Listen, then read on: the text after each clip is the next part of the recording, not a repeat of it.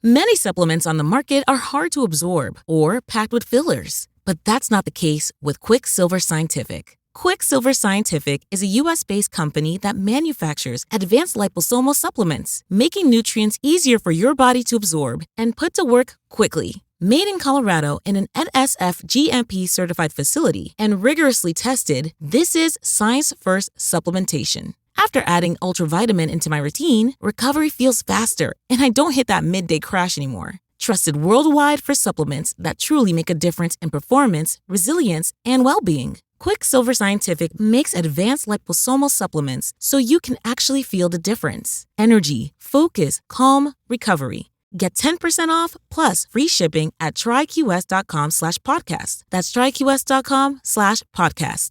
These statements have not been evaluated by the Food and Drug Administration. This product is not intended to diagnose, treat, cure, or prevent any disease. As we wrap up 2025, one thing's clear. Uncertainty isn't temporary. It's the world we live in now. Noble Gold Investments helps Americans protect what they've built with real gold and silver, holding value when everything else feels uncertain. Visit noblegoldinvestments.com and take your first step toward a safe future. This holiday season, when you open up a qualified account, you'll receive 10 one-ounce commemorative silver holiday coins. Visit Noble Gold today. Past performance may not be indicative of future results. Investing in precious metals, including gold, involves risks. Consult with your tax attorney or financial professional before making an investment decision.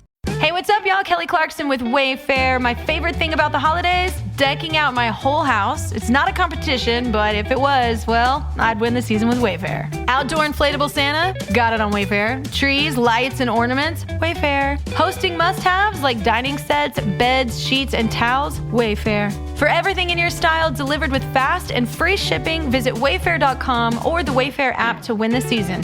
But again, it's not a competition. Wayfair, every style, every home. Time is precious, and so are our pets. So time with our pets is extra precious. That's why we started Dutch. Dutch provides 24/7 access to licensed vets with unlimited virtual visits and follow-ups for up to 5 pets. You can message a vet at any time and schedule a video visit the same day.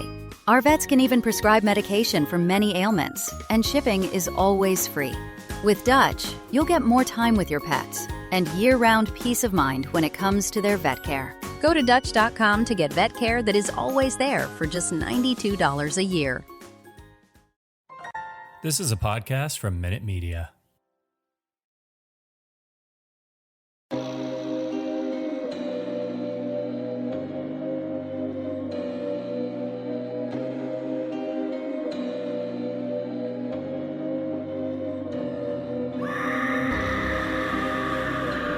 Hello, kitties. This is yours truly, the Crypt Keeper, and you're listening to Slasher Radio.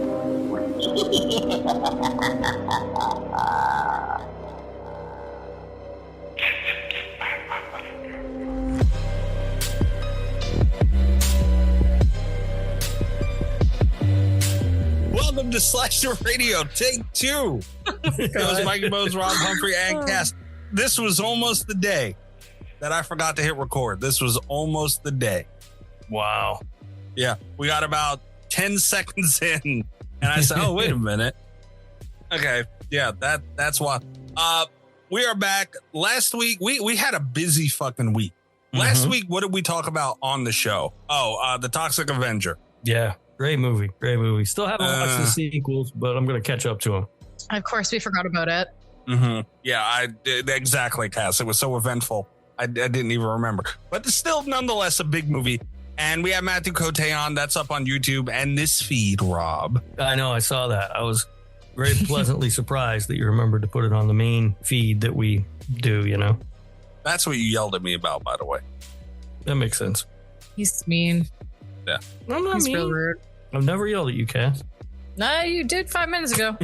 Well, Yelled at me too the other day. You know what you fucking did. All right, fair enough. But yeah, we're back this week. We are obviously from the title of the show doing Longlegs, Nic Cage, all these things. We have Drink Roll Call to get to. We have a hell of an update to give on that Aussie war on the Aussie front. We'll talk about that shit shortly. And then we'll get into our discussion on Longlegs. I was about to say something when we had our first take of recording. I can't remember what the hell it was now. It had to do with me being drunk. Yeah. Yeah, the Cutwater. Oh, right. Yeah. So I was telling the story. I guess I'll start over now since we're actually recording. Yeah. Rob's drunk. Surprise, surprise. Right. Mm-hmm. And I was telling Cass that, so we finally watched Paranormal Activity. We had done it on the show a couple of years ago now, right, Rob? This was a while ago. Yeah. And he shows up again at that time, drunk as shit. Cutwater drunk. Yeah. Mentions nothing but a sex tape for the whole fucking episode. I mentioned it like a couple of times, Cass. It wasn't a big deal. Oh my God. Insert. You ain't got to insert that. Everybody's heard that. Intended. Insert sex tape montage here. Everybody's heard that fucking montage. You don't have to insert it there. And they're going to hear it again.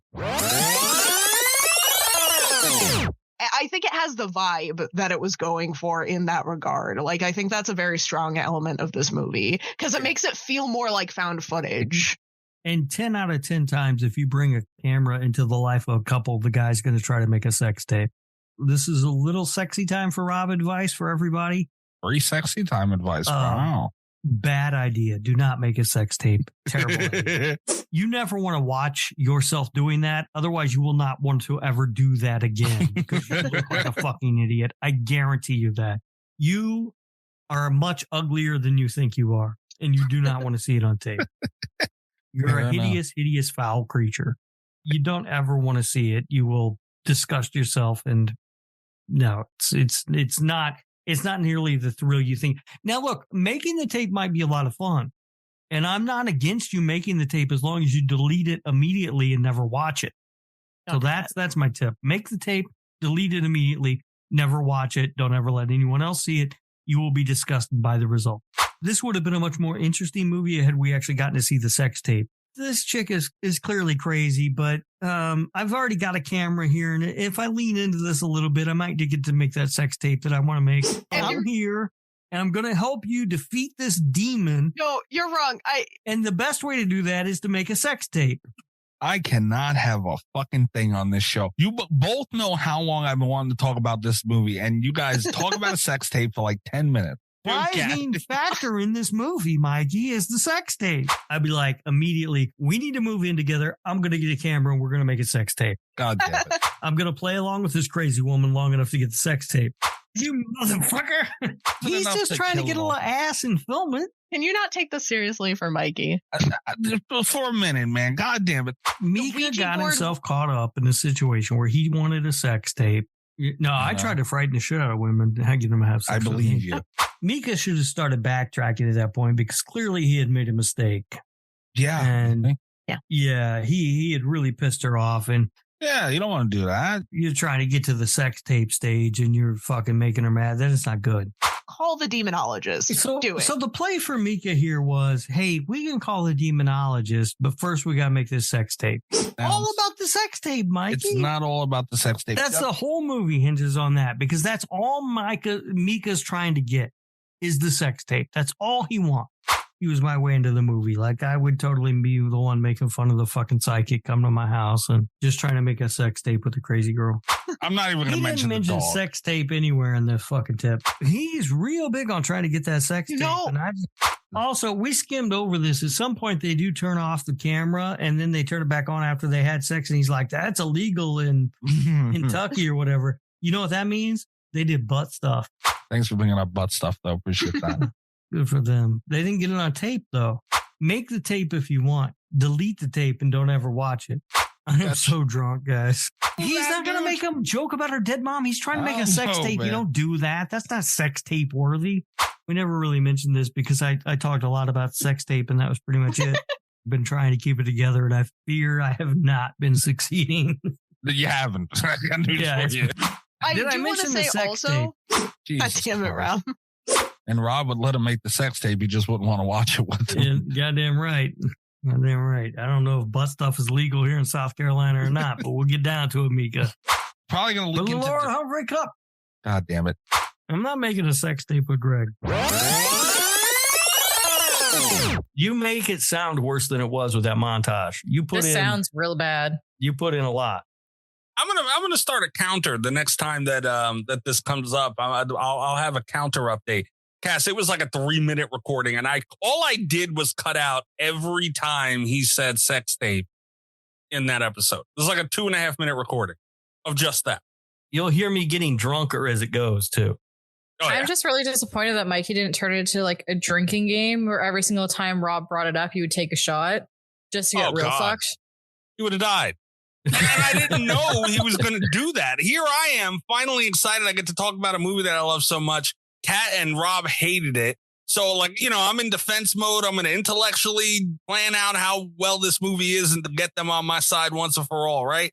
And he did nothing but talk about a sex tape. And speaking of how drunk you were, this button that I have of you, Rob, is from that night. All right. Said button doesn't want to play. Wonderful. This is going great. Perfect timing. No. Although, motherfucker. There it is. I was going to say it's going to play randomly. That's Rob drunk. This is also Rob drunk. So let's get into drink roll call. So Rob, what are you drinking all day? I've been drinking bourbon. I picked up a bottle of Buffalo Trace today. And is that one that you like? I don't know, but I do like it. Didn't you say you found it? Oh, or was that a whiskey? You said you found something new and like you liked it a lot. Four Roses. I bought a bottle of Four Roses and that was good too. But I prefer this Buffalo Trace. It's very good. I might like it a little too much. Well, that's not good. So here we are. Bottoms up, everybody. Yeah. I am drinking flavored water. Same. See, there you go. Twinsies. What flavors y'all drinking? Iced tea. I got the blue raspberry Starburst flavor. Holy shit. That's a flavor of water? Yeah. I didn't know that. Yeah. And you know what the thing is about them? You can't put an entire packet in a water because it's just too fucking sweet. So you take like a tiny, tiny little like dibble dab into your water. And yeah, it's perfect. We use the metric system down here. I don't know what the fucking dibble dab is. Dibble dab. Yeah, I was going to say, is dibble a unit of measurement in Canada? Actually, we don't use the metric system here. We use the other fucking thing that's not the metric system. You use the thing that the entire world doesn't. So yes, got it. Yeah. Yeah. We measure things in American. Mm-hmm. America. Yeah. Yeah. I'm just drinking. I'm trying to be better with drinking water. I think we talked about that recently. Mm-hmm. I hit my water goal today. Proud of you. I did not. I don't think I did. Probably I hit not. mine. And I was also drinking flavored water. I was drinking a blueberry grape. Mm-hmm. How come you can drink blueberry grape, but I drink a blackberry whiskey and the world ends? Because I don't drink blueberry grape whiskey like a child. Oh my God. What's the difference? You're still drinking a flavored water that's flavored. Water. You can flavor water. You can't flavor fucking whiskey. We're not going down that. Blackberry whiskey is like something you would give a toddler. Right? You put it in their sippy cup to get them to fall asleep. A little sippy cup. What's wrong with you? A little blinky sippy cup? Something like that? There's the blinky cup. Yep. Has to get mentioned. But yeah, I'm the worst with it. Like water, I just can't drink regular water. I don't really like that. I just cannot drink regular water. So I need it flavored. But I'm drinking, it's mine are Crystal Light packs. And Cass's is, you got Starburst. That thing is probably borderline an energy drink now. Yeah, I would think so. I don't know. I got one of those circle water bottles that you could get the flavor thing for. Mm. Yeah. Maybe I'll do that. I don't know. Either way, I'm drinking water though, kind of, sort of, for the most part. So yippee for me. Yeah. I do also have a glass of Diet Pepsi. Okay. In case I decide to switch from the bourbon at some point where if this ever feels unsafe, you know? Oh, God. So you're just drinking straight bourbon? Yeah. Man. With a twisty straw in a blinky cup. No, it's in I even bought little whiskey glasses this weekend. Oh. No, look at you being fancy. Yeah. You put your pinky up too while you sip? They do look quite a bit. They do look pretty fancy, actually. I'm going to lie about that, but they're supposed to be, I don't know. These are the fucking things you drink whiskey out of, I guess. So I was like, well, fuck it. I'm drinking whiskey. I'll buy the glasses. Well, at least you're doing the part. You should get one of those like big ass ice cube things, like the ball. I had a tray that would make the big ice cubes that were just like they were like square, And I had one that would make the balls, but that one sucked. The fucking thing, it always fell apart. It didn't work right.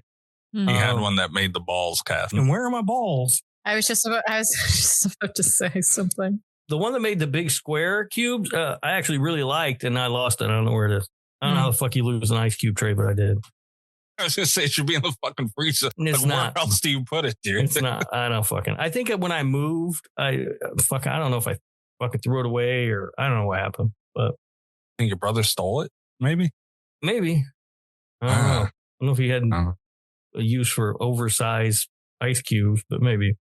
But I did have one of those. But when you have these fancy whiskey glasses, the cubes, a big cube like that won't fit in there. Yeah. So, it's a shame. Doesn't matter. All right. Before we get to the mailbag, we got to talk about this Australia thing, dude. This shit don't laugh. It's not funny. It's not funny. It's kind of funny. I mean, they're wrong. What they did was wrong. And they know it was wrong. But it was still kind of funny. Well, the dummies of horror. You sons of bitches, you. We're at war with them. It's a horror podcast war. They're rap bastards. You should probably go listen to them. In fact, you need to go listen to them to see the filthy, disgusting, atrocious thing that they did on their last episode. Rob, would you like to explain it? So they did they played a clip from one of our shows, right? No. What? See, this is why we're in the situation we're in. Why? We're doing something here, dude. Come on. They also made sure to feature Mikey's favorite song as well, too, in the episode. So I appreciate that. Oh, did they scoozy? Did they? So everything in there was accurate. That's what the both of you were telling me. Sorry. I will say, of the three of us, the one what they did was they did sort of a parody of our show. I guess is putting it kindly, right? Extremely. And but I do think of the three of us, Cass was the one that they portrayed the most accurately. Fuck you.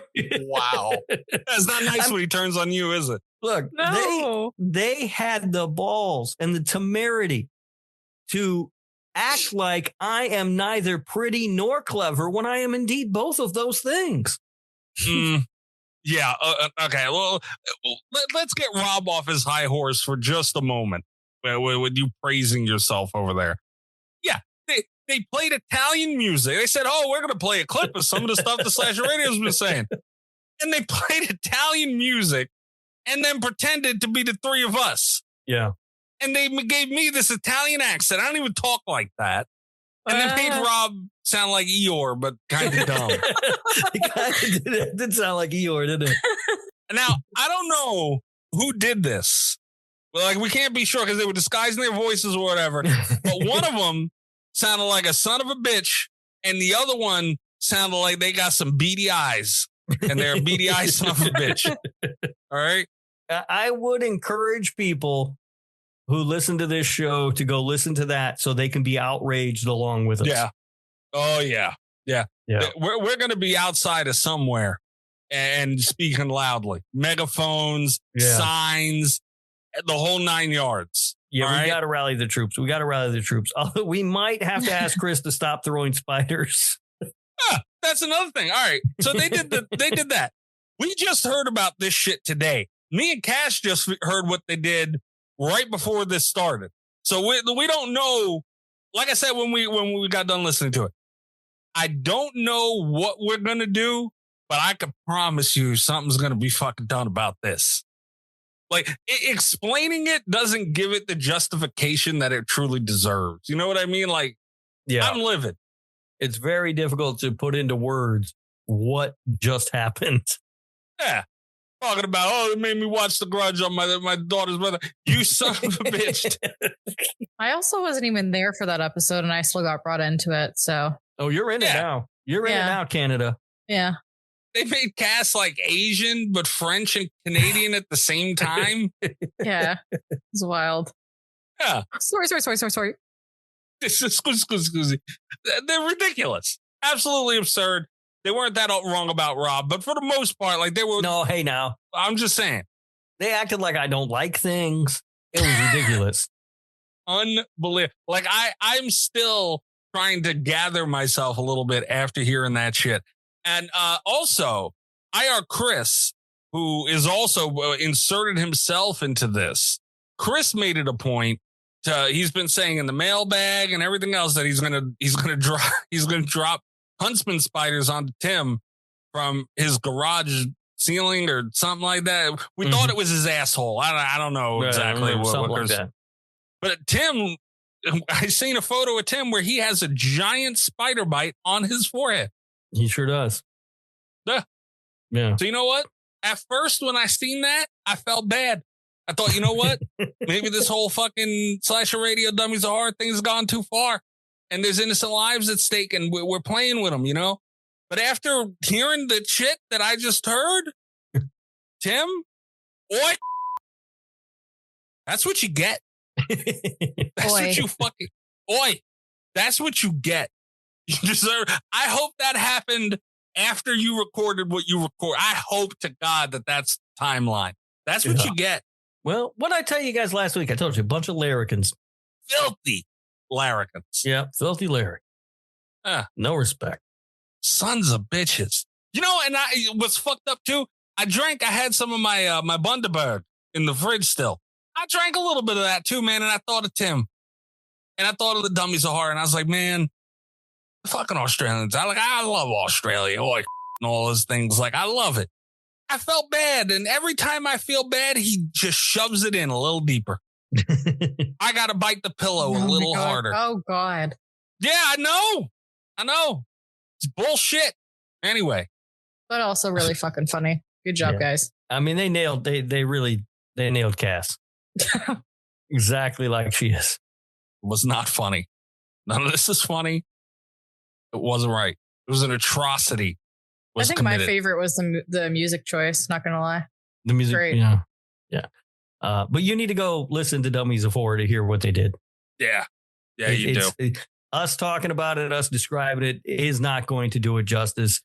This is. I mean, you know what? This is borderline war crime. Yeah, like it wasn't even. That's what I'm saying. Like it was completely uncalled for. Honestly, they portrayed us. They used our likeness on their show. Identity theft is not a joke. No, it's not. And they made us speak out of term on our character about ourselves and each other, and it wasn't right. Yeah. Everybody will tell you I am clever and pretty. Why is it I'm trying to make a point? You got to get carried away. Bullshit. Why? I'm just saying. Everybody says that about me. Yeah. Once again. Bullshit. All right. Mailbag. I feel better now. All right. Right? Like, I feel like I got it out. Like, there was a lot of rage. Trace the call. It's coming from inside the house. Anyway, mailbag 917-397-KILL. That's 917-397-5455. You can leave a message, text message, or voicemail for the show. We will have the messages read by Ghostface, and the voicemails will play them on the show. Also, patreon.com/radio. John, you're listening. You can sign up over there and leave a message directly on an episode, a post, whatever it is, and you'll also be able to get it through in here. Hello, hosts and listeners. Ghostface here with messages from the mailbag. These messages are from last week's episode, and the first message is from Mystic. Hello, hosts and listeners. Ghostface here with messages from the mailbag. These messages are from last week's episode, and the first message is from Mystic. Also, I have never seen The Toxic Avenger, but I wanted to avenge Chris, since he had his bit stolen. Wow. Well, Mystic bringing up those filthy Aussies again. Yeah, she sure is. And, look, I'm glad that the Toxic Avenger won. I thoroughly enjoyed it. And so I have no problem with any of this all the way around. Avenging Chris, watching the Toxic Avenger, I'm happy. I mean, I'm glad I watched. I don't know if Cass really was mean to that fucking movie. Like, Cass is mean. I'm the nicest person ever. You really going to get a mileage out of this fucking bullshit tonight. That's what Dummies of Horror should have put in their fucking little thing. Cass being all mean to everybody. Yeah, I might have got on board. Well, I don't know. That whole Italian stuff was out of line. I'm nice. Leave me alone. I'd have been on board. But I mean, I'm glad I watched it. Like, I'm not mad about it, but, you know, it's just, I just didn't enjoy the movie and I didn't see it when it all happened. So that's the thing. I was really hoping we were going to do the sequel tonight, but. No, we weren't doing this. Maybe one day when I'm really drunk. No. I don't want to deal with you drunk and I don't want to watch that movie. No. All right. Next message. The next message is from Spyro. Rob. Cass. You guys can't be shaming Mikey for liking the titties in Barbarian. What Mikey enjoys is his and his own. Whether it's the finger, the saggy titties, or whatever else. We can't kink shame. Also, talking about Meatloaf. Have you guys heard Meatloaf singing at the AFL Grand Final? If not, you should. Spyro. That was amazing. I am so glad I got to hear that, Spyro. You're right. We shouldn't kink shame. Mikey can be into whatever he wants to be into. Yeah, missing fingers, saggy titties, you know. Yep. Whatever floats your boat. The world is your oyster. Yeah. But I did not know the Meatloaf sang at the whatever you said because I never even heard of that event. Spyro, so that's the fucked up part of what's happening right now. Like the other Aussie thing, Tim, that beady-eyed little fucker, fuck them. I don't care about any of that. Like they deserve what they deserve. I love Spyro. I used to love Tim, but I love Spyro. So this one hurts. Spyro, I can't take any more shit. Look, is there a big ass billboard somewhere in fucking Australia that says "Come bother me"? Is that what's going on here? I really hope so.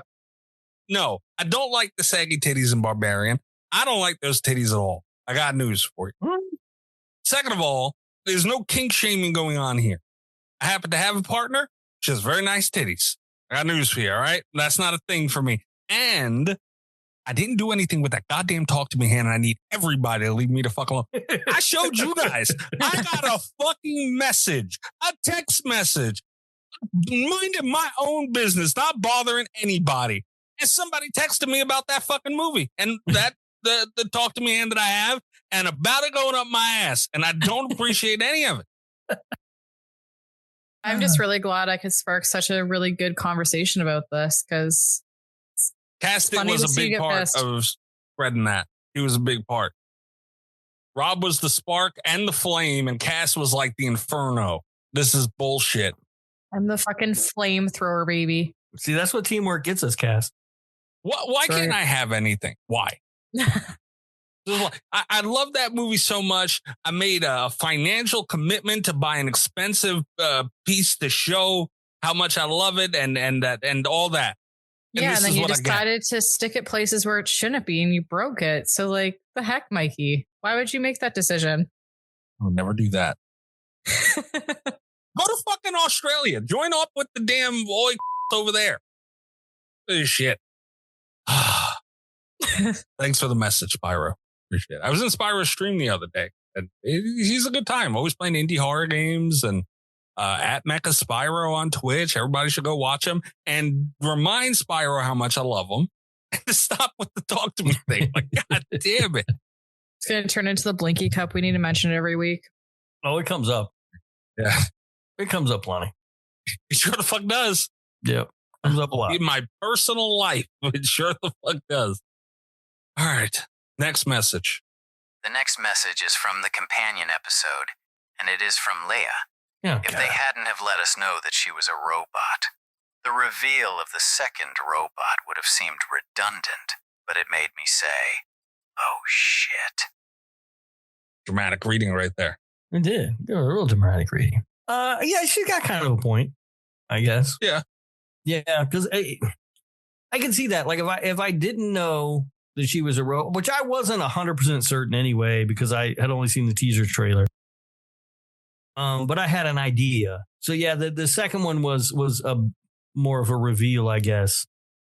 But if I went in not knowing at all, and then she was a robot, and then the other guy was a robot, I might have been like, what the fuck? Everybody just a goddamn robot. So yeah, she's got a point. Yeah, I could see that. I mean, it seems like they looked at it as, because when we talked about it on the companion episode, it was kind of, to me, like a marketing decision was the biggest thing, because you want to get in with that whole trend and thing that's going on right now. Yeah. So I get it. And that'll get people through the door. But I mean, you can kind of have your cake and eat it too with that. Maybe they thought of that as well. I don't know. Yeah. Who knows? I don't know. But yeah, she's definitely got a point. And I hate admitting that Leah made a good point. You be nice to Leah. She's an amazing person. But why? Still, it's been so long. Why can you leave her alone? No, it's just ingrained in my soul now. And I am nice to Leah. I tried to be nice to Leah, and then she started in with me. You literally, when you first met her, your first words to her were, "Don't suck." Right. I was trying to be encouraging. Like, don't be a sucky person. And look where we're at all this time later. It's a fucked up first impression. That's all I'm saying. Yeah, it's fine. It's fine. All right. That's it for the mailbag. We can take a quick break, and we will be back with our discussion on Longlegs. Hey, what's up, y'all? Kelly Clarkson with Wayfair. My favorite thing about the holidays? Decking out my whole house. It's not a competition, but if it was, well, I'd win the season with Wayfair. Outdoor inflatable Santa? Got it on Wayfair. Trees, lights, and ornaments? Wayfair. Hosting must-haves like dining sets, beds, sheets, and towels? Wayfair. For everything in your style delivered with fast and free shipping, visit wayfair.com or the Wayfair app to win the season. But again, it's not a competition. Wayfair, every style, every home. Time is precious, and so are our pets. So time with our pets is extra precious. That's why we started Dutch. Dutch provides 24/7 access to licensed vets with unlimited virtual visits and follow-ups for up to 5 pets. You can message a vet at any time and schedule a video visit the same day. Our vets can even prescribe medication for many ailments, and shipping is always free. With Dutch, you'll get more time with your pets and year-round peace of mind when it comes to their vet care. Go to Dutch.com to get vet care that is always there for just $92 a year.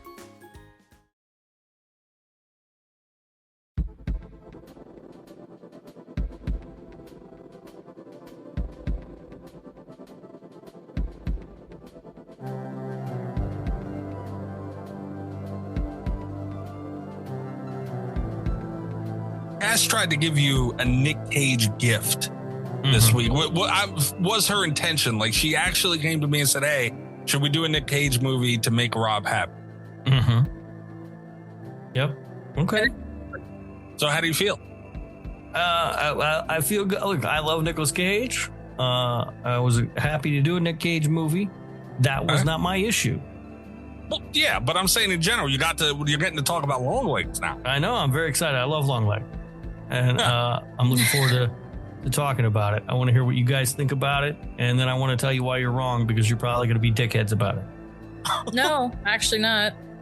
I'm going to be nice this episode. I will determine whether you're nice or a dickhead, Cass. Okay, sounds good. If you're not on your knees doing the gurgle for Nic Cage, that's a day. You'll probably get banned. This might be where you get banned from the Nick This could be the episode, Cass. Okay. Cass, I want you to shit on this movie. Just say it's the worst thing ever. You just want me getting banned off of like everyone's platform, Mikey. Leave me alone. It's true, but also this one's kind of like, a fucking friendship thing, man. Me and you stand side by side together and be banned from the Nick effing Woo Cage cast. You won't do it. No, I will never stand beside you. And you son of a... No. God damn it. All right. Anybody want opening thoughts? Longlegs. I can go first. Go ahead. I feel like this movie, you have to look at it, and not just this, like Longlegs itself, movies like this, you have to look at it differently than other horror movies. I feel like a general audience looks at horror movies and they expect to, turn on the screen and it's Jason Voorhees, slicing someone up or something like that. This is a very sophisticated film, both in tone and also in execution. The production of this movie is like God tier, honestly. And that's not even like, I'm not a huge Nic Cage stan like Rob or, whatever. I just think it has to be said. Like, this is one of those movies that I feel like, for its production at least, does not get as much credit as it deserves. And also as a movie, just sitting down and watching it as a horror movie, dude, they fucking nailed it.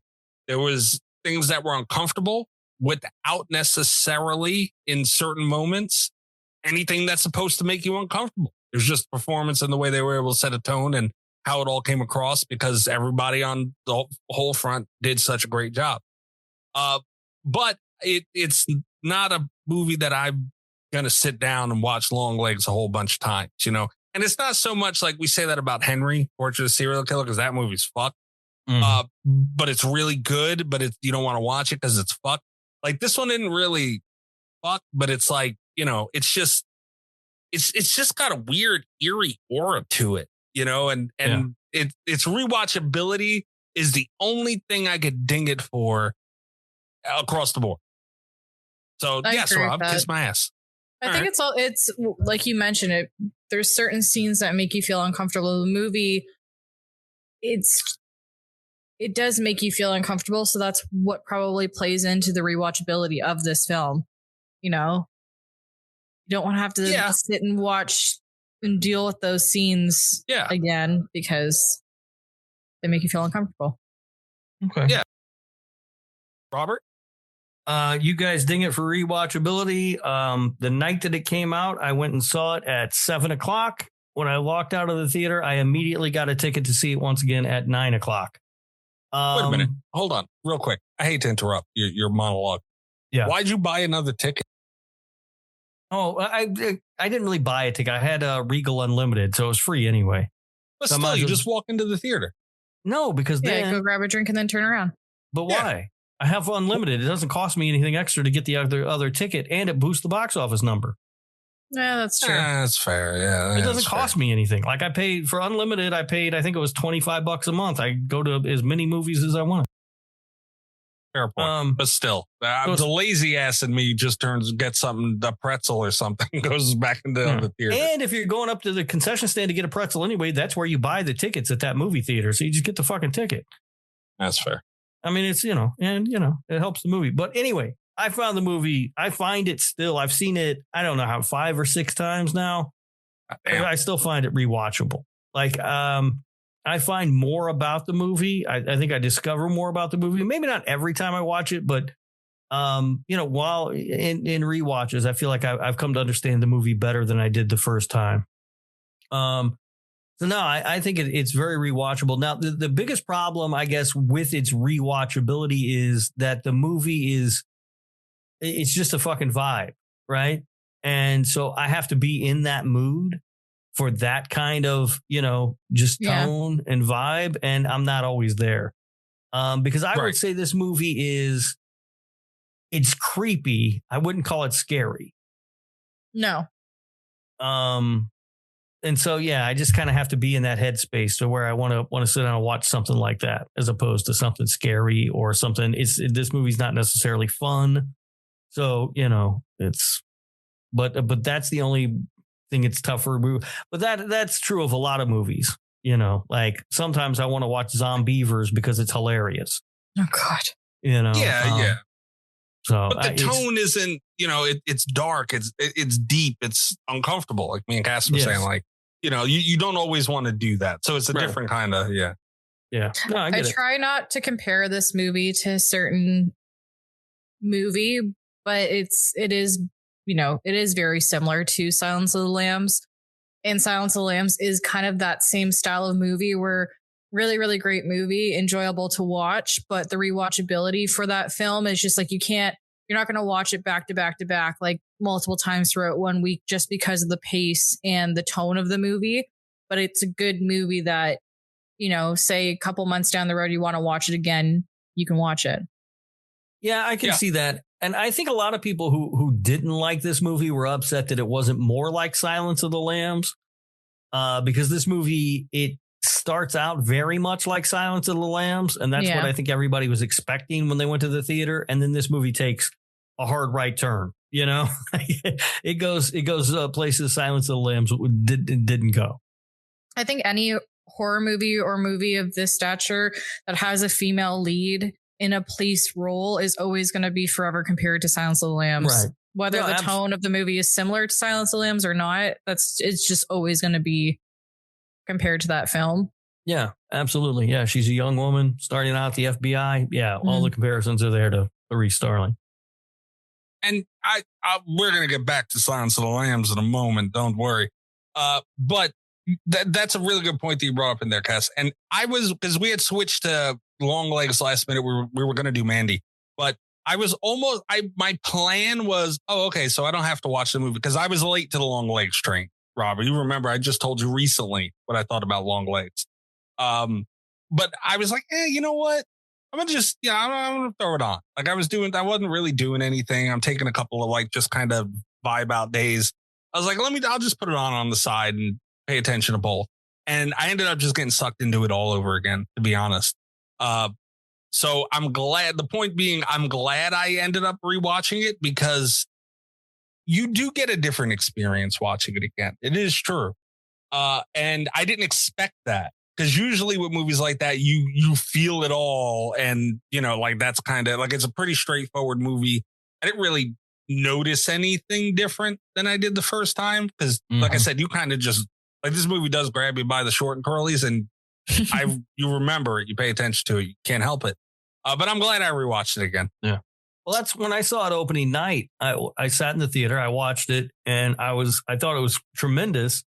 But I wanted to rewatch it immediately because I didn't expect it to go where it goes. I was expecting when I went into the theaters, one of those people who was expecting it to be very similar to Silence of the Lambs. Yeah, same with me. So I was like, now that I know exactly what the movie is, I want to watch it again. And I found I liked it much better on a second viewing than I did the first time. I also knew where the movie was going, I guess. So I wasn't trying to play catch up to the movie or try to figure out what was going to happen.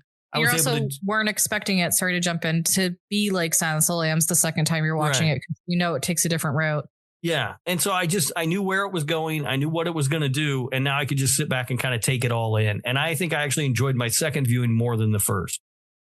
I agree with you 100% on that, because I have to say the second time watching this film was a lot more enjoyable than the first time. Because again, you go into it kind of comparing it to Silence of the Lambs. It takes a different turn, but you still see those kind of nods to that film.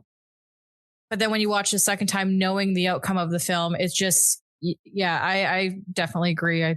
I personally enjoyed watching it a second time than I did the first time watching it. Yeah, I think it makes it easier to figure out what's good. You know what's happening. You know where it's going. So you're able to just kind of take it in. And there's a lot to take in this movie because it's so well made. Like it's shot beautifully. The changing aspect ratios, how it looks almost like 8mm when it's in flashbacks, and then it goes I love that. Like the widescreen. Yeah. The performances are fantastic. I mean, hell, former President Bill Clinton won a Slashy for his performance in this award at the past this past year's Slashies. That's the big, one of the things is everybody pretty much that I've talked to agrees that Nic Cage is incredible in this movie. Where the split comes down is Micah Monroe. What do you guys think of Micah Monroe's performance in this movie? I'm not a fan of hers to begin with. So I don't mind her performance. I know a lot of people said that, a lot of people were saying that she did a phenomenal job in this movie. I definitely think she did do a good job in this movie. I just wanted her to be a bit more of a badass. She came off like way too frightened and fragile for me. But that, again, that ties into the link and the comparison to Silence of the Lambs, because Clarice is a little bit more of like a hard ass than her character is in Longlegs. So it's hard to separate, but I wish that she wasn't so like timid and scared, in my opinion. Cass, do you fancy yourself a little bit of a Clarice Starling? No. Oh, okay. You got a little bit of like her attitude, No. I think she did great. I can see what Cass says. I thought she was fine. Like she put forth a really good performance. And yeah, I would have liked to see a character more like that as well. That would have been nice. But what I seen on screen was still phenomenal. I actually noted down kind of towards the end where she's spoiler alerts, by the way, obviously for everybody, where she sees her mom shoot her partner in the car, and she comes out and is like walking around the house to find out where the hell her mom just went. Dude, you can see like that moment all over her. And she did a phenomenal job. Like just your mind not being there, that what the fuck. And yeah, it would have been cool to see somebody kind of take control of the situation and kind of and really truly handle it. Because all right, that's another thing I can kind of ding it for. Maybe we'll bring it up now. Like the only thing is, I get that she portrayed it perfectly. Like she doesn't know what to do. She's in a tough situation. She's dealing with all this fucking trauma unfolding before her eyes. Decades of therapy are being caused right in front of her. And I get it. But dude, she let that go on way longer than it should have, and that's my only ding. But the point was what she put forth. I'm still not mad at. She did a phenomenal job, but I agree, Cass. I would have rather, Well, also the interview scene, like she did I think that the interview scene is probably my favorite scene of hers throughout the entire movie, just because you can really see even just like her, like she's not acting. It's just like her pure emotion to the situation that's in front of her. I think the marketing behind the movie with talking about her heart rate and stuff, filming that scene was also really, really cool because it made that scene such a peak point of the film for people to like really engage and watch. I just, again, I went into it not being her biggest fan. I've seen It Follows and I wasn't the biggest fan of that film. And I just, I think it's just because of her. What did you say, Rob? I said, you're wrong. Okay.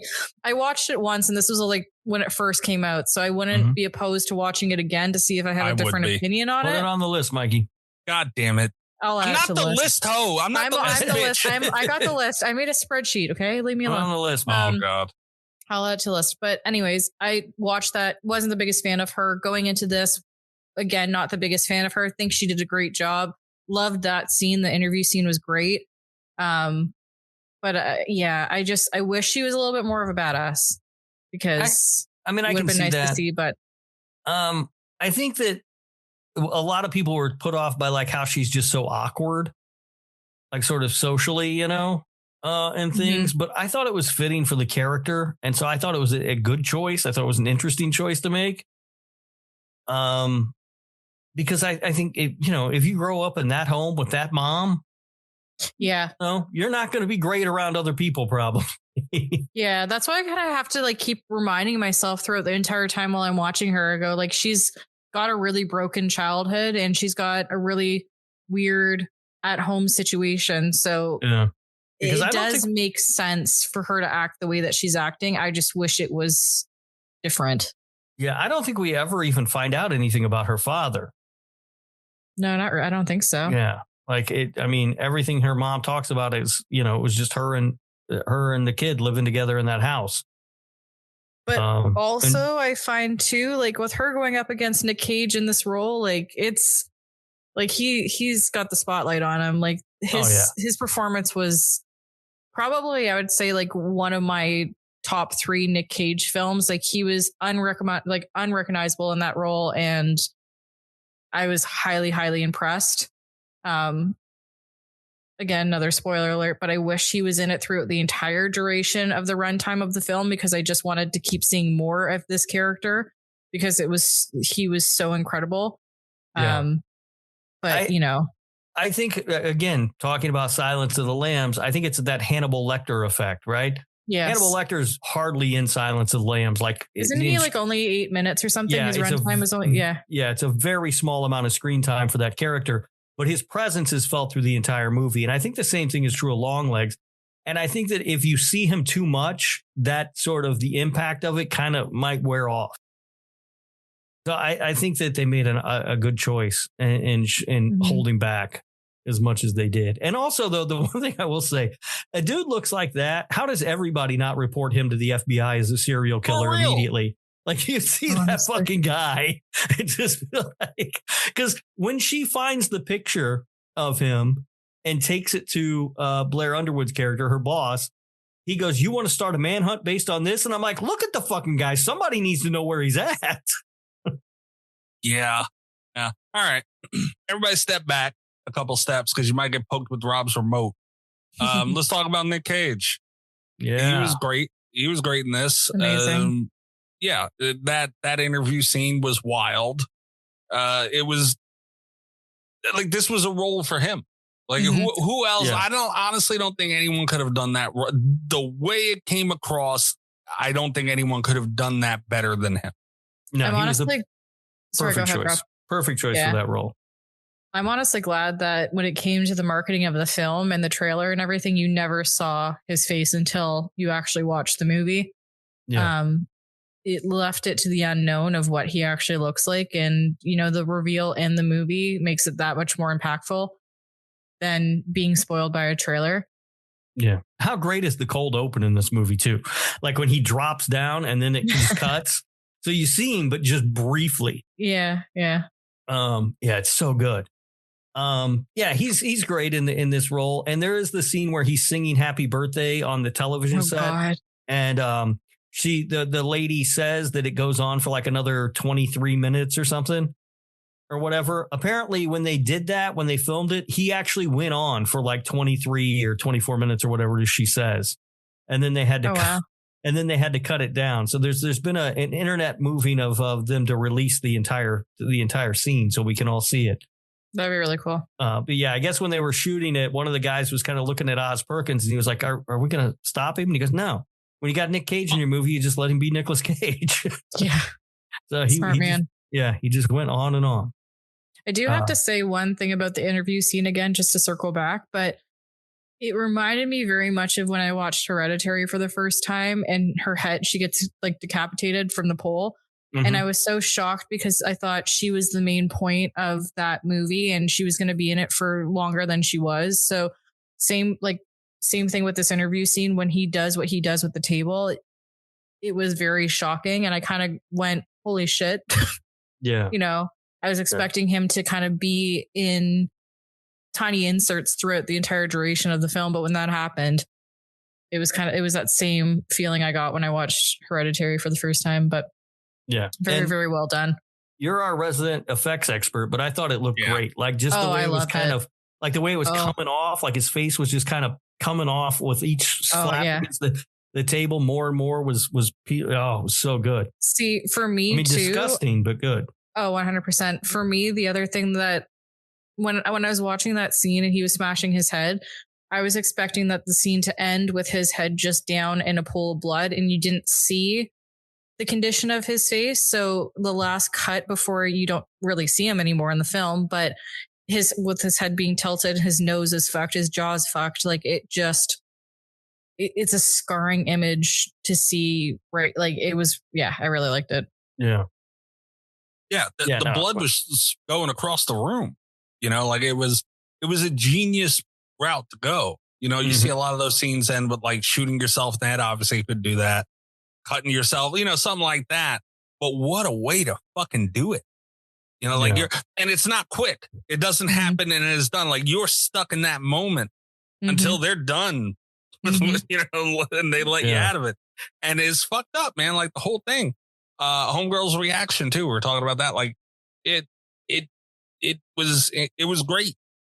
It was great. And what about his effects? I was going to ask you that too, Cass. That looked phenomenal. The aftermath of the slamming of the cage. I was going to say face, but the cage like that rough. Not bad. What about his face before that? Because it looked like, I don't know what they were going for. I can tell you what they were going for. What was it? So it was described, I believe, by Oz Perkins as he's a guy who was really into glam rock of like the 70s and early 80s. Possibly he was even in a band at one point. And so he's one of those guys who he's had a lot of like bad plastic surgery. like the kind of guy who would go to like a plastic surgeon in a strip mall or what. I mean, but plastic surgery wasn't good at that. Shit, it still doesn't look good now most of the time. No, but it looked really bad then. So he was going for that, like somebody who's had a lot of bad plastic surgery and then covers it up with like that white kind of powdery makeup stuff to try and make himself look sort of like a sort of glam rock star. He just says never let that go, because this movie's set in like, I don't know, the 90s sometime, right? Because we know Bill Clinton's president because of his powerful performance in this film. And so that's what they were going for. Okay. Yeah. I love Not it. to say it didn't work. It worked. I was like, what the fuck Yeah. is that? No, it threw me off too. That is also, I think, why there's so much like T-Rex music in there. Mark Bolan, T-Rex, was known as a guy who sort of was one of the forerunners of that sort of glam rock thing in the 70s. And there's even a poster of Mark Bolan when we see Nicolas Cage or Longlegs workshop. There's a poster of Mark Bolan on the wall. The quote, the lyrics. Oh my God. So Mike, you know this, and Cass, maybe, I don't know if we were mentioned this to you before or not, but I'm obsessed with YouTube reaction videos. And so after when this came to like VOD, I found a ton of people who watched this for the first time. And these kids today, Mikey, young people like Cassie's age over there, they don't know T-Rex, and it really bothers me because like the lyrics come up to the beginning to the song Bang a Gong, and it says, it has the lyrics, and then it says T-Rex at the bottom, and people were, I cannot tell you the number of idiot kids that I've seen on YouTube go, T-Rex, what, a dinosaur said that? What the hell's that? Oh God. You fucking morons. Try listening to something that came out before you were born. Yeah, honestly. Because that song kicks ass. To be fair, I don't know what that is either. So you would know what it is. You would know it if you heard it. I find it hard. It's been in so many movies and things over the years now. I find it very hard to believe you would know the song if you heard it. All right, fair enough. But yeah, no, he looked phenomenal. But it had that eerie, questionable, like just, it was even his look was very uncomfortable. Yeah, it was just a tone throughout the movie. It does lead you to believe though, like this guy, like, because they seem to be in a small area, right? Like a small town almost. I mean, they're talking about Seattle and stuff, so maybe not, but they live out in the middle of, kind of far out. You're like, if we're looking for a weird guy, maybe that fucking weird guy over there is the one we want to talk to, because he just looks like a fucking guy that you need to talk to if you're the FBI. Yeah, for real. Okay, the last thing I had to bring up was Robert Humphrey. Yo, Michael Bartholomew Bones. I don't want to hear a fucking word from you ever again about Silence of the Lambs not being a horror movie. Did I say it wasn't a horror movie? I say it's borderline. Yeah. But even so, if you're going to ride this the way you do, there's no way you can have that argument at the same time. Well, there are more horror elements in this than Silence of the Lambs. Is there? The fucking devil's in this movie, dude. All right, but I mean, you got fucking a dude who eats kills them, eats their brains, and you got Buffalo Bill fucking kidnapping people and trapping them in a well. Yes, help me on this one. No, I agree. This is more of a horror movie than Silence of the Lambs.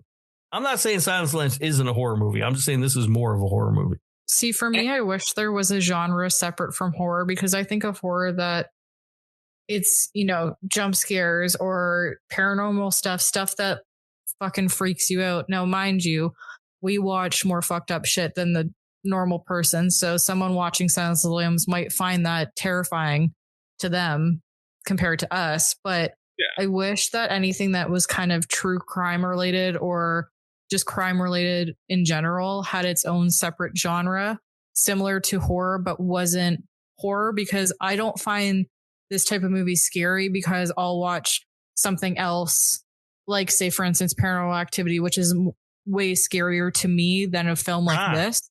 Not even a sex tape in that. Oh, God. We're not starting on the sex tape. God damn it.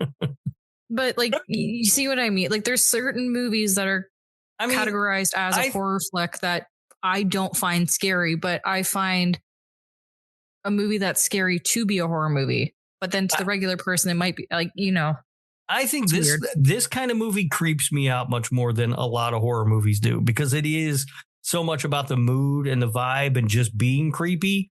Mm-hmm. It can actually, these are the kind of movies that still have the ability to creep me out. Like after I turn the movie off and I shut off the lights and I'm laying in bed, I can still be creeped out just by the vibe that this movie put out.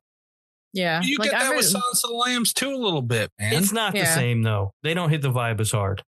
I don't think. I'm like a huge true crime buff. So a movie like this doesn't necessarily scare me, but it should scare me more than a movie like Paranormal Activity, because more true crime stuff is more likely to happen in real life than ghosts flying around my house and, banging pots and pans and shit. But yeah, I think from like a cinematic standpoint, it makes you feel uncomfortable. And if it makes you feel uncomfortable and it makes you feel like grossed out and eerie and all that shit, it should be categorized as a horror movie. And you get that from both this film and from Silence of the Lambs as well. There are scenes in Silence of the, like when he's locked up and he fucking attacks the cop, like that's not a family friendly PG movie. Yeah. No, I love Silence of the Lambs is a very good movie. I don't know why Mikey's put me on. I like it. Because you have many a times questioned how much of a horror movie it was. Well, I don't think it's as much a horror movie as this. I don't think it's as much of a horror movie as Seven. I was just about to say that. I was literally going to say, would you compare this to Seven in the horror genre? Again, true. It's a true crime. Well, not true crime, but you know what I mean. Like it's a serial killer crime related film.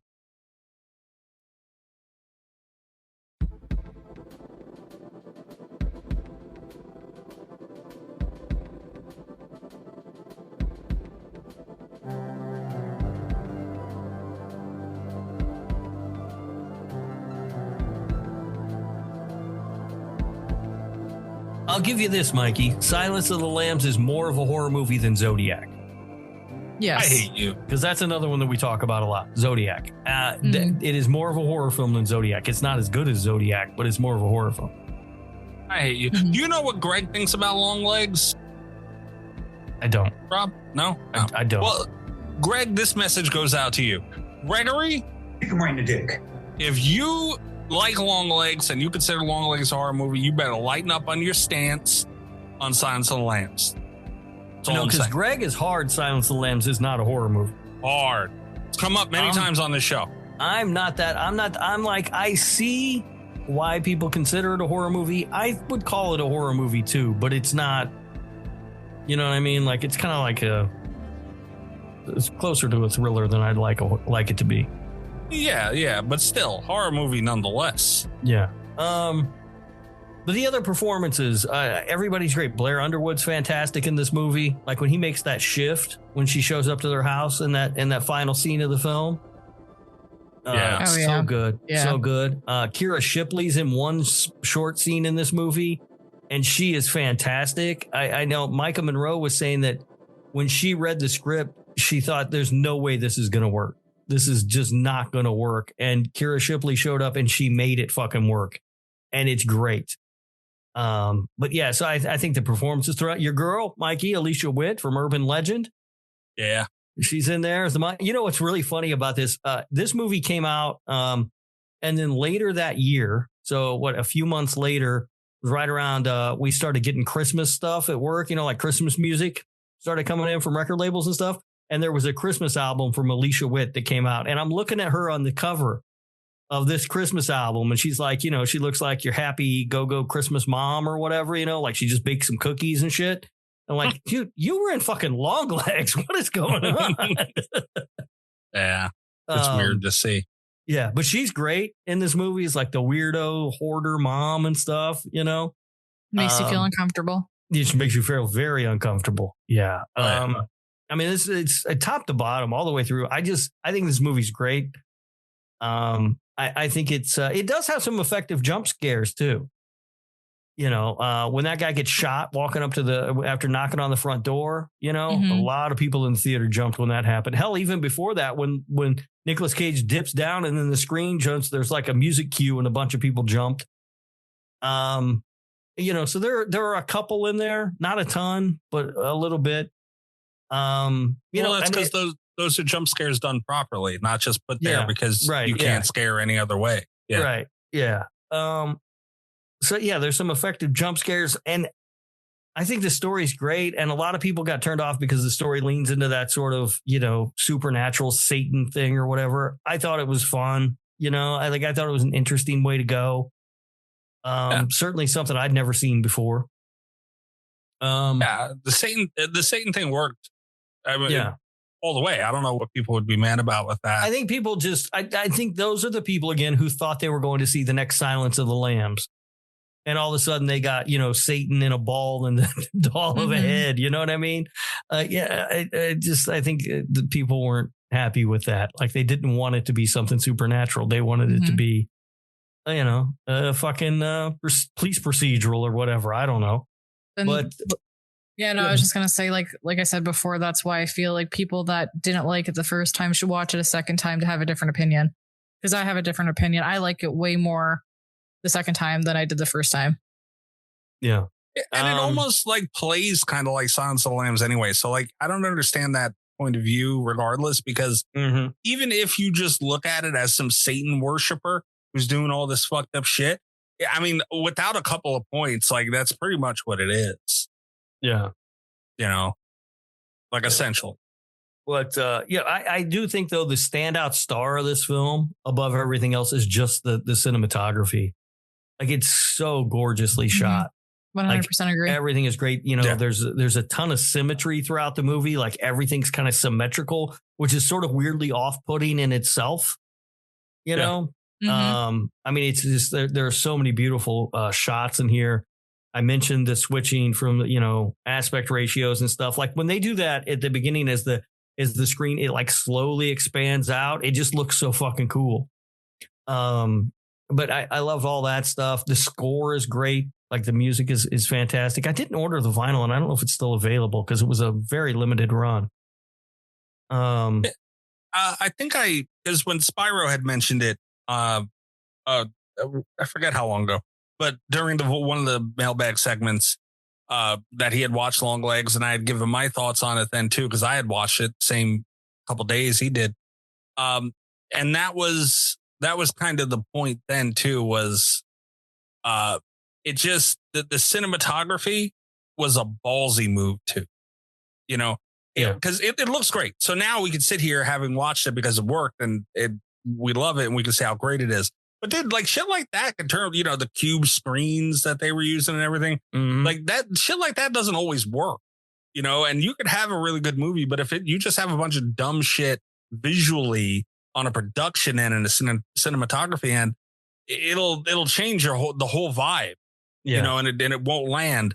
So I also give them a lot of credit for that, because it could have very easily have not worked, Right. like it turns out what they did was great, but taking that big of a chance with the cinematography, performance is very important, writing very important, all these things very important, but cinematography is very important because it's what you see.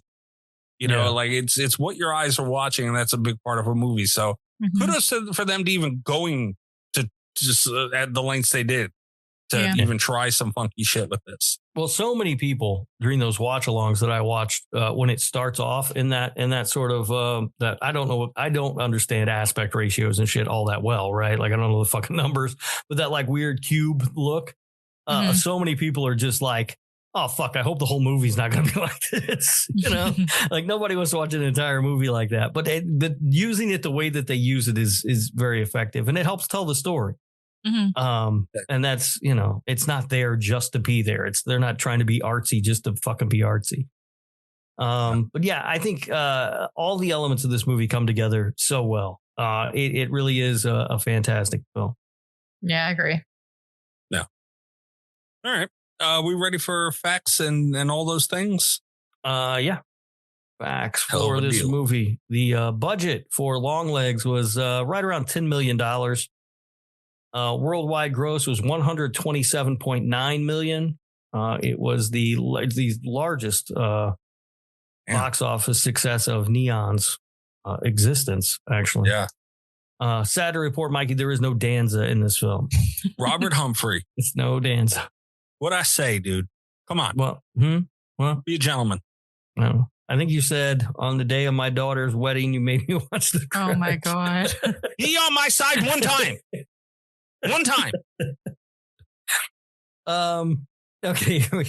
Many of Longlegs' encrypted messages contain misspellings and poor grammar after being decoded. That is a nod to the Zodiac Killer. He was also known for coded messages containing typos, which then made him more difficult to decode. To promote this film, Neon created a phone number, which, if dialed, played a pre-recorded, extremely disturbing message from Nic Cage as the killer. Did you guys ever call that? I did. Yeah, I did too. Yeah, it was pretty creepy. It's fucking creepy. Yeah.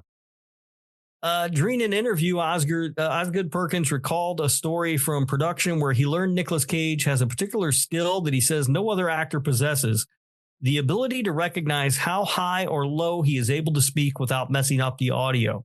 According to Perkins, the sound guy came over to me one day. He comes up to me a couple of days into Nick being on set, and he says, Oz, I've never seen anything like it. When Nick is mic'd, I'm watching the dials. When Nick goes big, he goes right to the line. Any more, a decibel or two over that, and it would be hard to use. Then he goes down. He goes soft, and he's whispering, and he's barely talking, and he goes right to the line. Anything past that line, you wouldn't be able to use it. He knows where the lines are. It's the craziest thing I've ever seen in my life. Wow. That's impressive. Which is, it's crazy because as someone who's worked with audio equipment basically my entire life, very hard. Different equipment is different. And sometimes it feels like the same equipment is different on different days. Yeah. So to have a knowledge of that is just crazy. Anyway. Yeah.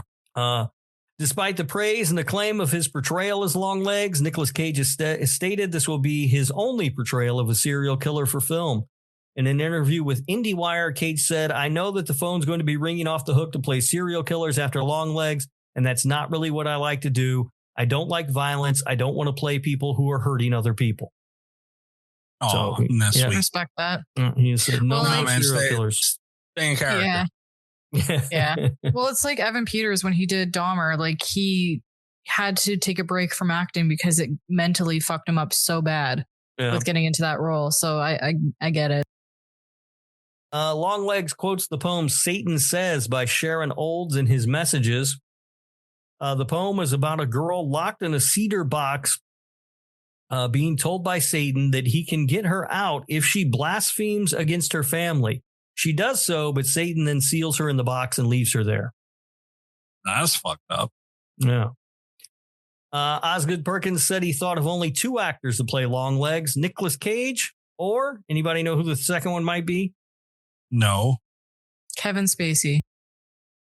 Brad Pitt. What the fuck? Yeah. I don't know. I don't know if I can see that, but no. Yeah. This movie would have sucked. I mean, no shade to Brad Pitt, but I mean, this movie would have sucked. Yeah, it was close enough. I guess Spacey because of Seven, so.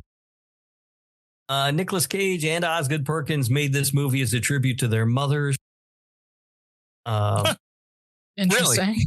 It is interesting, and I don't know if I have this later, but if not, I'll talk to you about briefly what I don't see it. So Nic Cage's mother, I know, had a lot of mental illness. She suffered from that and made things rough on him and the rest of the family for quite a while. Osgood Perkins, though, as you guys know, is Anthony Perkins' son. Anthony Perkins was a closeted homosexual, and his mother was married to him, and she lived with that and didn't tell anyone basically his entire life. Anthony Perkins ended up dying of age-related complications. I think pneumonia, but I'm not sure. And Osgood Perkins didn't find out that his father was gay until quite a while after his dad had died. And he was mad. He was mad at his mom for not telling him because he felt like he never really got to know his dad. And then he kind of came around. He softened on it and realized that it was a burden that his mother carried with her for most of her life, and that it wasn't her fault, and that is the kind of thing that mothers do to protect their children, which is why the mother in this film does the things that she does to keep her daughter alive. No, that makes sense. God damn. Micah Monroe initially met with Osgood Perkins about playing the lead role, only to later hear that the director didn't think she was right for the part. She was alarmed at the thought of losing out on the role, so she made an audition tape, and that helped seal the deal, but she almost didn't get it. Wow. The composer for the score of the movie is Zilgi. It's actually Osgood Perkins' brother, Elvis Perkins. He did the music for the film, but he, I guess, does music under that name. I don't know how Zilgi. I don't know how the fuck you say it. Osgood Perkins is seen on the TV when Lee is talking to her mother at the house. You can see him there. He's I didn't realize this, but I guess he was an actor for a while, and he has a role in his movie The Monkey. Okay.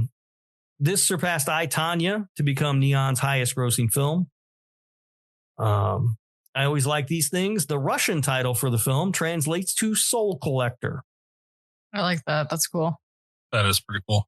Yeah. Sometimes they're dumb. Like, what was the Final Destination one? Like Death Coaster or something? Yeah. Melissa Barrera met with Oz Perkins to play Lee, and he was very impressed by the script, but ultimately turned it down. As a devout Catholic, she wasn't comfortable with the satanic and supernatural elements of the film. Was she been okay? I don't know. I have trouble seeing her. Maybe. I don't know. It's hard for me to see anybody else in these roles because I think everybody nailed it. Like if somebody nails it, then it's like, well, nobody else could have done it, you know? Yeah. Micah Monroe was kept completely, and Cass alluded to this. Micah Monroe was kept completely in the dark over Nicolas Cage's transformation as Longlegs, and had never seen Cage in character until they shot the interrogation scene, which also happened to be Cage's final day on set. During the filming, she wore a microphone on her shirt. Along with her dialogue, it was sensitive enough that it actually managed to capture her heartbeat as well. Monroe's initial resting heart rate was 76 beats per minute. When the scene ended, it had spiked to a rate of 170 beats per minute.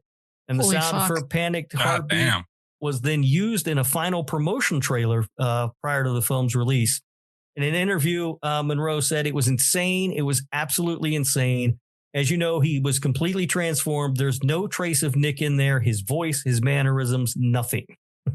Yeah, I think that was one of the huge selling points about that film for me personally was that marketing. I just loved how they did the marketing for that movie. Yeah. And the final thing that I have, a shadowy horned goat-like creature representing Satan is present throughout the film. He shows up a total of 10 times. It's most frequently when Agent Harker is investigating the satanic elements of the crimes. I don't think I've managed to see him all 10 times. I've seen him. I've pointed at it a couple of times when I was watching it the first time because I knew that going into it. Yeah. Yeah. But I never see shit like that. Like, what was the Mike Flanagan Haunting of Hill House? Everybody's like, oh, there's ghosts in like every fucking scene. I saw like 2 the entire series. So I'm like a super observer when I'm watching horror movies for that reason. And when Haunting of Hill House came out, I'm like, oh, this is like the perfect TV show for me because I am literally looking at every like screen, like corner to corner of the screen, trying to see if I can find anything hidden in the background. So yeah, I've seen quite a few through Longlegs, but I think through Longlegs, I think maybe 4. I've seen, but like, I guess there's 10 of them. I don't know. But Haunting a Hell House, man, like it was my favorite. My mom is so anti-horror. And I was like, you know what? I'm going to show you this TV show. You're going to sit down. You're going to watch. She does not like horror movies at all. Like no bueno with her. How did you become to be? I know. She sat down. She watched the entire series with me. She loved it. She highly enjoyed it. But like every single time when there was a ghost on the screen, I literally paused it and ran up to the screen. Mom, do you see it? Oh my God. Pointing it out to her. And she enjoyed it.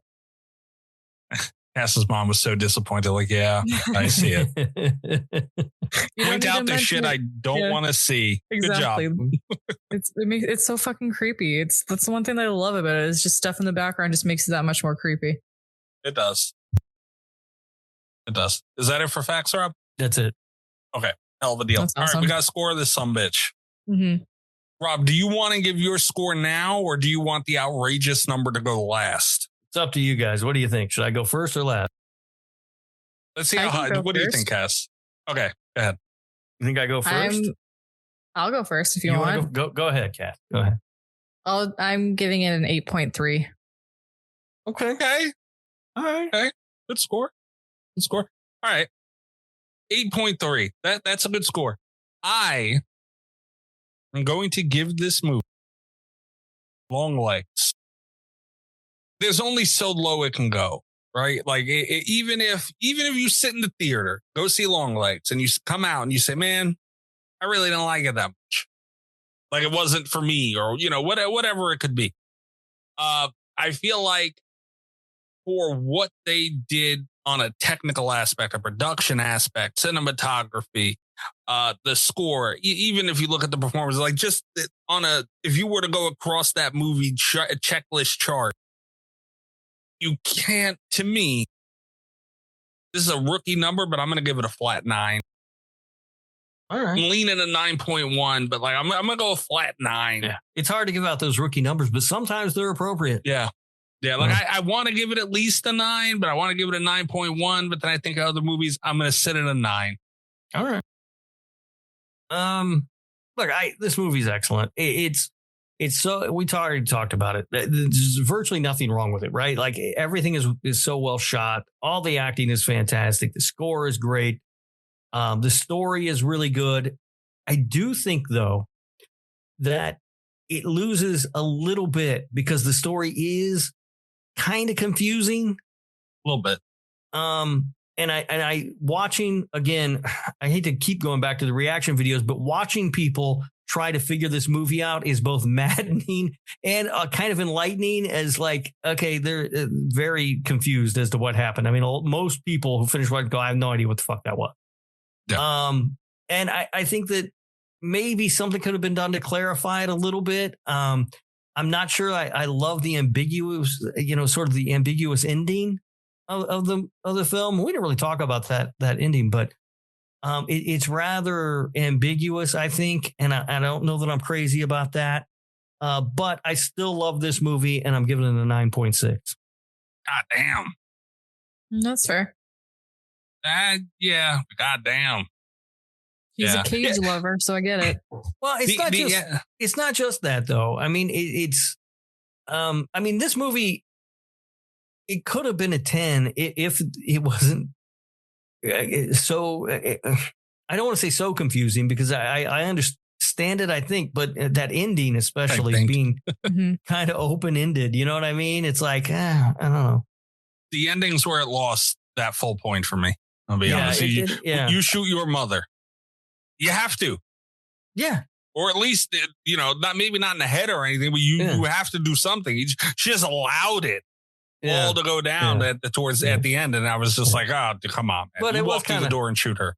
It was kind of funny where he was like, no, I'll be right back. You'll still be in the kitchen. Yeah, that was funny. That was stolen from an Eminem song, though. Oh, really? Didn't know that. Yeah, Kim. He said he took his wife from their home and told his daughter that they'll be back, but he said, well, I will, you'll be in the trunk. I was like, damn. Oh yeah. I remember that. Yeah. Now I will also say we didn't talk, there was a couple of things we didn't talk about. We didn't really talk about the ending. We also didn't talk about how people pluralize things that shouldn't be pluralized. Did you guys notice that? No. Like he kept saying, I'll cut the cakes. I'm going to go cut the cakes. Right? Oh, yeah, yeah, and there was Kira Shipley's character. She kept adding an S to things that didn't need it, like making them plural. And it's only mentioned one time though. Nobody else ever mentions it, but the only time it's mentioned is when the female FBI agent says the Book of Revelations, and Lee corrects her and says Revelation. There's no S. There's something there, right? But I can't quite work out exactly what it is. Yeah. And I like stuff like that, but at the same time, it also, I'm kind of like, maybe you have to give us an answer. Yeah. And then also the ending is kind of left open. A lot of people, when she tries to shoot the dog, go, oh, she's out of bullets, but she's not out of bullets. She fired 4 shots. Movies always do that though. I don't think she's out of bullets. I think she can't do it because I think the implication is she is now going to become her mother. And this little girl is going to become the girl that she's raising and protecting. That's some in-depth shit right there. Yeah. I think that's what the movie's trying to say. But again, it's because it's left ambiguous. I'm not sure. Right. Yeah. Oh. You gotta tie those ends. Yeah. And you just have to. This one does have a score of a 9. Oh, wow. At the end of the day. So I gave the correct answer is what that tells me. Well, no, it just means Cass gave it a bullshit answer and fucking screwed it. Her little fucking low number. All right. Don't give me Patreon. a scoozy, sorry, bullshit either, Candace. Sorry. Fucking Australian. Something's going to be done. I promise. Don't know what yet, but something's going to be done. Patreon.com//radio tier starting as low as $3 a month. Also go check out our YouTube where we just uploaded a video. It's also on this feed, but if you want the video version, you go watch that on YouTube //radio. It's not on TikTok because fuck TikTok. TikTok kept muting the fucking thing. It's like, oh, this music isn't allowed. Like, man, get the fuck. So it's not on TikTok. Yeah, go to YouTube. I don't know what to tell you, but you can follow us on TikTok as well. I'm at Mikey's Death. Rob, what about you? I am at Radio Rob 123, and you can listen to the other show that I do, the Nick fucking Woo Cage Cast. That is the Nick effing Woo Cage Cast in your podcast players. And speaking of getting dinged for things, Mikey, I always drop the trailer in the episode, before we talk about the movie. I got a fucking thing from Spotify. Apparently one of the trailers has fucking licensed music in it, so they're dinging me for a copyright thing. I might have to re-edit that one, but if our World Trade Center episode is missing, that's why. Yeah, they're not playing with that shit. Yeah, we just released our episode on 211, and coming up, we will have an episode on Teen Titans Go to the Movies. Sounds like a lot of fun. Cass, let everybody know where they can find you. I'm Makeup Ex Mistress on all platforms. Yeah, go yell at her. Don't go yell at me. Make her mad. Do something. I'm always mad. That's true. Always mean. I don't know about mad. She's always mean. All right, guys. We'll catch you next week. Good night from / Radio. You like calling her mean. She is mean. Yeah. She is mean, but you say it a lot. Nice. All the best of Slasher Radio podcast.